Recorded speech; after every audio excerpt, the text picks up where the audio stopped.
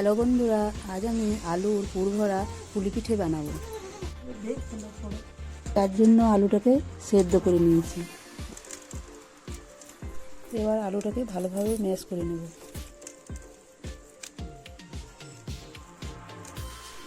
তারপর আলুটাকে মশলা দিয়ে ভেজে আলুর পুরটা তৈরি করে নেব। আগে তেলটা গরম হতে দিলাম, কয়েকটা শুকনো লঙ্কা আর বাদাম ভেজে উঠিয়ে নেব।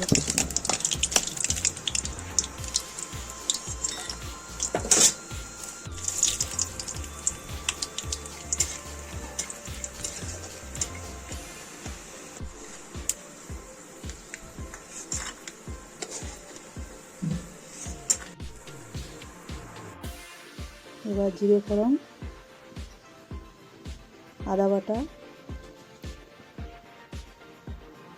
লঙ্কা বাটা,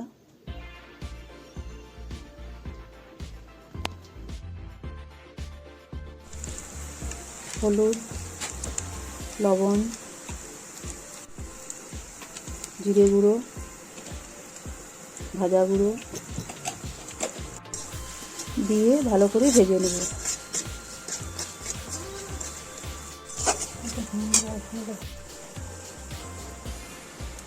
ধনে পাতা দিয়ে আলু সেদ্ধটা দিয়ে ভালোভাবে নাড়াচাড়া করে নামিয়ে দেবো।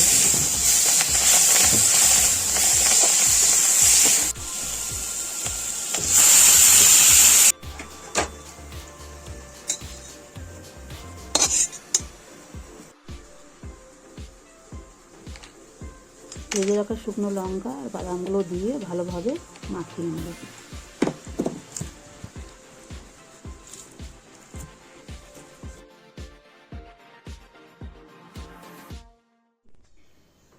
এবার একটা প্যানের মধ্যে জল গরম করে নেব চাল গুঁড়োটা মাখানোর জন্য। 2 বাটি চাল গুঁড়ো নিয়েছি, অল্প একটু লবণ দিয়ে গরম জলটা একটু একটু করে দিয়ে মাখিয়ে নেব।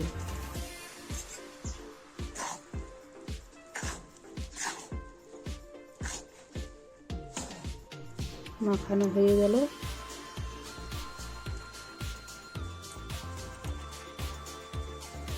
এবার ছোট ছোট করে লুচি কেটে নেব।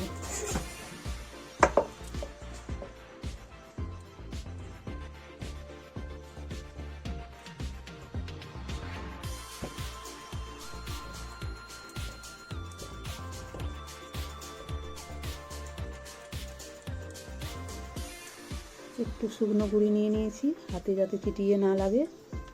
এবার বাটি বানিয়ে নেব।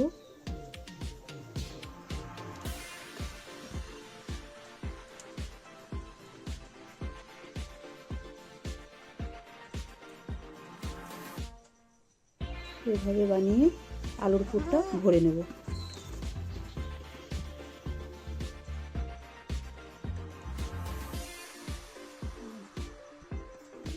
এভাবে অনেক কটা তৈরি করে নিলাম। এবার একটা হাঁড়ির মধ্যে জল গরম হতে দিলাম।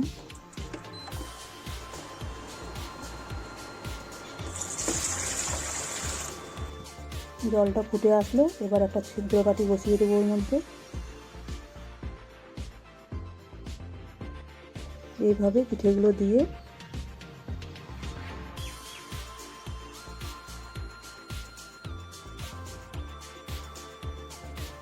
ঢাকা দিয়ে ভাপতে দিয়ে দেবো।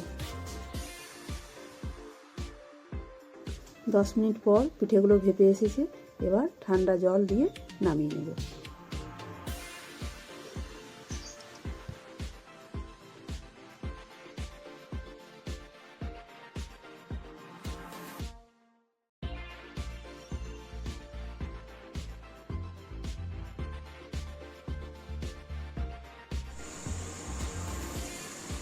এই দেখুন, এবার পিঠেগুলো ভেজে নেব।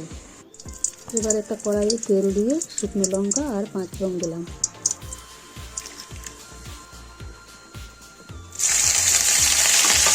আদা লঙ্কা পেস্ট আর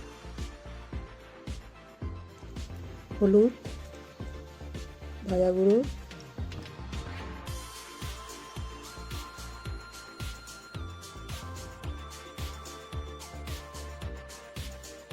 এবার পিঠেগুলো দিয়ে ভেজে নেব।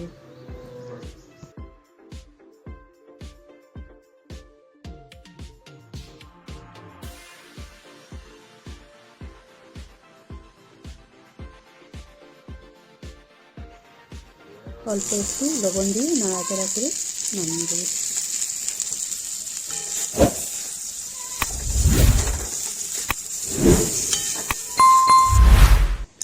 ভাজা আলুর পুলি পিঠে সাথে গলানো গুড়।